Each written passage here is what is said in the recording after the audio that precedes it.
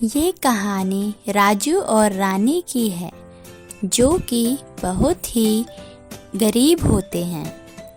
इन्होंने जैसे तैसे अपने बच्चों की पढ़ाई पूरी की, पर आखिर में इनके बच्चे इन्हें छोड़कर चले जाते हैं, क्योंकि वह यह गरीबीपन नहीं देख सकते। अब राजू और रानी दोनों ही बहुत मेहनत करके अपनी रोजी रोटी चलाते थे।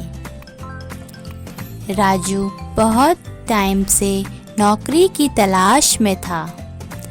उसे कहीं नौकरी नहीं मिल रही थी और वह दोनों बूढ़े भी हो गए थे। ऐसे में वह क्या ही काम करते। पर राजू किसी न किसी तरीके से रोज रोटी खाने के लिए पैसे जमा कर ही लेता था। राजू सड़क के किनारे पड़ा हुआ कूड़ा इकट्ठा करता था और उसे कूड़े वाले को बेचकर कुछ पैसे कमाता था, और वही पैसे वह घर लाके उसका राशन लेता था, फिर वह खाना खाता था। तो ऐसे ही एक दिन राजू कूड़ा इकट्ठा कर रहा था। उसने कम से कम 10 या 20 किलो इकट्ठा कूड़ा कर लिया था। वह कूड़े वाले के पास जाता है। कूड़े वाला उसको बोलता है, यह आपका 18 किलो कूड़ा है, इसका आपको सिर्फ 150 रुपया मिलेगा। राजू बोलता है, कोई बात नहीं भैया, जितना भी बनता है मुझे दे दीजिए। तो कूड़े वाला उसे 150 रुपये देता है। राजू ऐसे ही चलते चलते घर की तरफ आता है और अपनी रानी को बोलता है, ये लो, ये आज का पैसा है। अब ये तो राशन वाला ही हमारा पैसा ले लेगा, उसे पुराना पैसा भी तो देना है। अब आज हम क्या खाएंगे? रानी बोलती है, कोई बात नहीं, इतनी गरीबी में भी हम दोनों साथ हैं, इससे बड़ा और क्या हो सकता है, हम एक दिन भूखे रह जाएंगे। तो राजू ऐसे ही दुकानदार के पास जाता है। दुकानदार उसे बोलता है, अरे अब चलो चलो, अब तुम्हें यहाँ से राशन नहीं मिलेगा, जब देखो फ्री का खाने आ जाते हैं। इतने दिनों से मेरा पैसा नहीं लौटाया था, अब मैं एक पैसे का भी उधार नहीं दूंगा। यह कहकर वह उसे दुकान से बाहर निकाल देता है। राजू उदास घर की तरफ आता है और रानी से बोलता है, आज तो कुछ खाने के लिए भी नहीं है, मेरे पास बिल्कुल पैसे नहीं हैं। रानी बोलती है, कोई बात नहीं, हम कल फिर से कमाएंगे, फिर से खाएंगे, आज ऐसे ही सो जाते हैं। तो फिर अगले दिन सुबह होती है। राजू ऐसे ही रोज की तरह कूड़ा इकट्ठा करता है और उसे कूड़ा इकट्ठे करते करते एक कढ़ाई दिखती है। वह सोचता है शायद किसी के ट्रक से यह गिर गई होगी।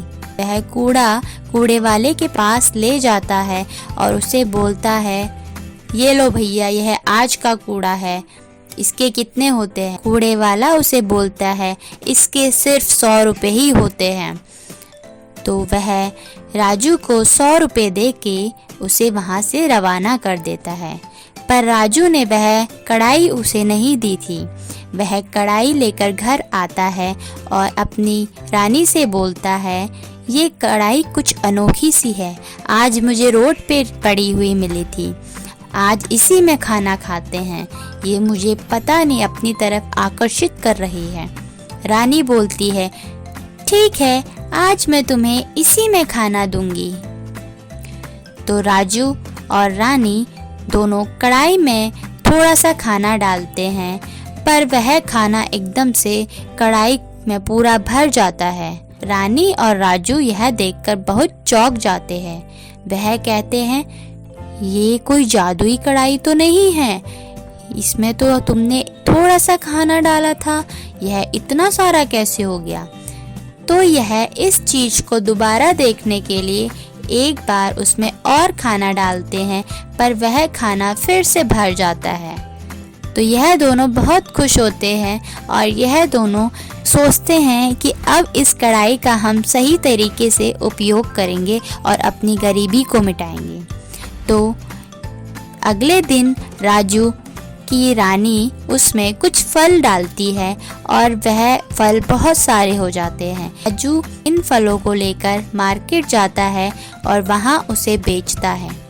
उन फलों को बेच के उसे अच्छे पैसे मिलते हैं और घर आके वह रानी से बोलता है, आज तो बहुत अच्छी कमाई हुई है, इस कढ़ाई का हमें धन्यवाद करना चाहिए। तो इसी तरीके से वह दोनों रोज ऐसे ही फल जमा करते और उन्हें बेच के आते। अब एक दिन ऐसे ही करते करते वह दोनों बहुत अमीर हो जाते हैं, पर फिर भी उनके अंदर घमंड नहीं आता है।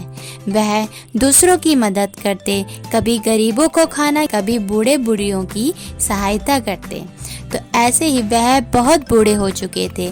तो इसी तरीके से यह कहानी ख़त्म होती है और इससे हमें यह सीख मिलती है कि चाहे हम कितने भी गरीब हो, हमें कितनी भी मुसीबतों का सामना क्यों ना करना पड़ जाए, पर हमें हार नहीं माननी चाहिए।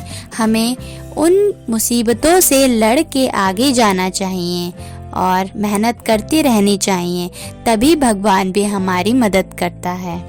तो आप सभी को यह कहानी पसंद आई होगी, तो प्लीज़ इस चैनल को सब्सक्राइब कीजिए और अगली कहानी के साथ फिर मिलते हैं। तब तक के लिए बाय बाय।